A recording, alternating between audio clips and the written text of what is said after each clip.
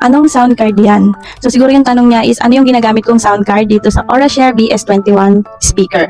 So ito lang naman yung ginagamit ko, si B8S sound card. Para sa akin, ang gandang gamitin itong B8S dito sa Aurashare BS21. At saka very affordable lang nito. So syempre, pag bumili kayo nitong B8S sound card, is meron na siyang kasamang dalawang 3.5 male-to-male audio cable. So dalawa na yung kasama niya.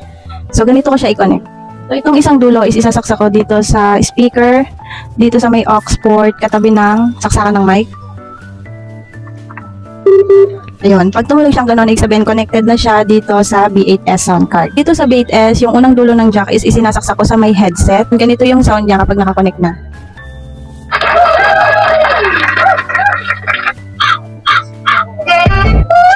Pwede kayong gumamit ng wireless mic. Dito nyo nga lang siya i-connect sa sound card. Ayan, ang dami niyang mga adjustment dyan para mapaganda niyo yung sounds ng mic niya pag kayo ay kakanta.